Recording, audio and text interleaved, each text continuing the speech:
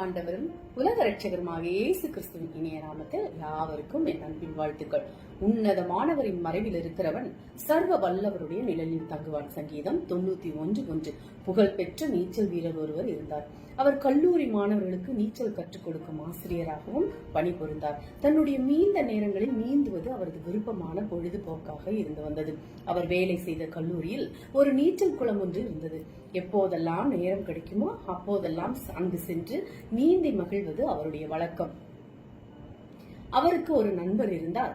அவரும் அவருக்கு நேரம் கிடைக்கும் போது இவரோடு நீந்த செல்வார். இவர் நீந்துவதற்கு முன் செய்த ஒரு காரியம் நண்பருக்கு புரியாத புதிராக இருந்தது. ஒரு நாள் தன் நண்பரையே அவர் கேட்டார், நண்பரே, ஒவ்வொரு நாளும் மேலே ஏறி நீரில் குதிப்பதற்கு முன் நீர் உம்முடைய கால் விரல்களை தண்ணீரில் நனைத்துக் கொள்வது ஏன் என்று கேட்டார். அப்போது அவர் நடந்த சம்பவத்தை கூற ஆரம்பித்தார். பல ஆண்டுகளாக நான் இந்த குளத்தில் நீந்த வருகிறேன். ஒரு நாள் இரவில் என்னால் தூங்க முடியவில்லை. நன்றாக நீந்தினால் அந்த களைப்பினால் ஒருவேளை தூக்க வரும் என்று நினைத்தவனாக இந்த குளத்துக்கு வந்தேன். அன்று நிலா முழுமையாக பிரகாசமாக இருந்தது. நன்கு பிரகாசமாக இருந்ததால் நான் மின்சார விளக்கை ஏற்றாமல் இந்த குதிக்கும் பலகையின் மீது ஏறி குதிக்க தயாரானேன். அப்போது சற்றென்று ஒரு நாளும் கவனித்திராத ஒரு நிழலை கண்டேன். நிலாவின் ஒளி பிரகாசத்தில் நான் கைகளை விரித்து தாவும் நிலையில் நின்ற என் சொந்த நிழல் குளத்தின் எதிரில் சுவரில் அழகான சிலுவை வடிவமாக காட்சியளித்தது. இதற்கு முன் நான் ஒரு நாளும் அந்த சிலுவை போன்ற நிழலை கவனித்ததே இல்லை. அது எனக்கு மிகவும் ஆச்சரியத்தை கொடுத்தது. நான் குதிக்காமல் அந்த சிலுவையே பார்த்தவாறு கொஞ்ச நேரம் நின்று கொண்டிருந்தேன். என்னையும் அறியாமல் சிலுவை ஒரு புனித சின்னம் என்று பாடலை பாட ஆரம்பித்தேன். அதன் பின் என்னையும் அறியாமல் நான் அங்கு தண்ணீரில் குதிக்காமல் அந்த பாடலை பாடியவாறே கீழே இறங்கினேன். சில படிகள் இறங்கியும் கால்களில் நீர் படவில்லை.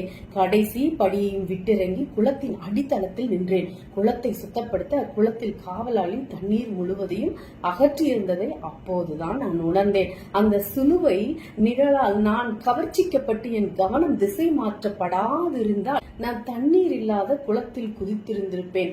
மரணத்தை தழுவி இருப்பேன். தண்ணீர் இல்லாததால் தான் என் நிழல் எதிரே சுவரில் தெரிந்தது என்றும் மற்ற நாட்களில் என் நிழல் கீழே நீரில் விழுகிறதால் தெரியவில்லை என்றும் உணர்ந்தேன். அந்த அற்புத விடுதலையை உணர்ந்த போது என் உடல் சுளுர்த்தது. அந்த குளத்தின் அடித்தளத்திலேயே முழங்கால் படியிட்டு என்னை பாதுகாத்த கர்த்தராக இயேசு கிறிஸ்துவருக்கு நன்றி சொன்னேன். அந்த நாளிலிருந்து இன்று வரை குதிக்கும் முன் நான் என் கால் விரல்களை தண்ணீரில் நனைத்து நீர் அகற்றப்படவில்லை என்பதை அறிந்து பின் குதிப்பது எனக்கு வழக்கமாகிவிட்டது என்று உணர்ச்சி மேலிட கூறினார்.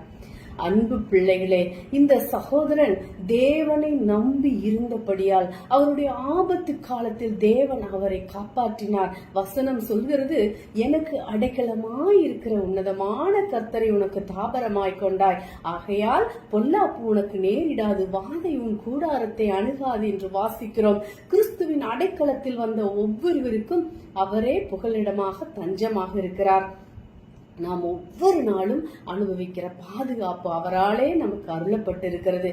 நாம் அவரை அறியாதபடி நம்மை சூழ்ந்து இருக்கிற ஆபத்துக்கள் அதிகம். நாம் அறியாதபடி நாம் மாட்டிக்கொள்ளக்கூடிய சந்தர்ப்பங்கள் அதிகம்.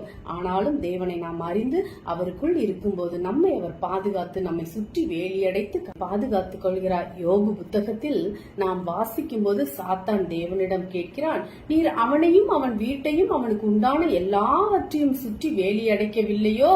யோபு 1:10 அதில் கூறியிருக்கிறார். அப்படி என்றால் கிறிஸ்துவை ஏற்றுக்கொண்ட ஒவ்வொருவரையும் அவர்களுடைய வீட்டையும் அவர்களுக்கு உண்டான எல்லாவற்றையும் சுற்றி தேவன் அவர்கள் அறியாமலேயே சுற்றிலும் வேலியடைத்து வைத்து காக்கிறார். அல்லேலூயா. கர்த்தர் வீட்டை கட்டாராகில் அதை கட்டுகிறவர்களின் பிரயாசம் விருதா. கர்த்தர் நகரத்தை காவாராகில் காவலாளர் விழித்திருக்கிறது விருதா. சங்கீதம் 127:1. தேவன் நம்மை காத்து கொள்ளாவிட்டால் நாம் விழித்திருந்து காத்து கொள்வது எல்லாம் விருதாவாயிருக்கும். அவரை அண்டிக் கொள்வோம், அவரின் பாதுகாப்பை பெற்று வாழ்வோம். வேறு எந்த பாதுகாப்பும் விருதாவே. ஆமென். Price God. ஹல்லேலூயா.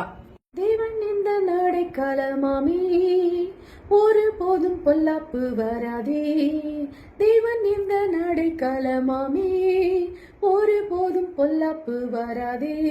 சர்வ வல்ல தேவன் தாபரமாய் நின்றே விடுவித்து காத்திடுவா. சர்வ வல்ல தேவன் தாபரமாய் நின்றே விடுவித்து காத்திடுவா. துதிப்போம் அல்லேலூயா பாடி மகிழ்வோம் மகிபனை போற்றி.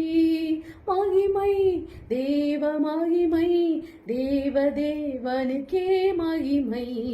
அல்லேலூயா மகிமை தேவ மகிமை தேவ தேவனுக்கே மகிமை. துதிப்போம் அல்லேலூயா பாடி. ஆண்டவரே ஸ்தோத்திரம் தகப்பனே, இந்த மாதம் முழுவதும் கண்ணின் மணி போல ஒவ்வொரு நாளும் எங்களை பாதுகாத்து வழிநடத்தி அரணாக துணையாக கோட்டையாக நின்று எங்களை வேலியடைத்து பாதுகாத்து கொண்டீர். உமக்கு 1000 கோடி நன்றிகளப்பா. நீர் எங்களை பாதுகாக்காவிட்டால் எங்களுக்கு எந்த ஒரு பாதுகாப்பும் இல்லையப்பா.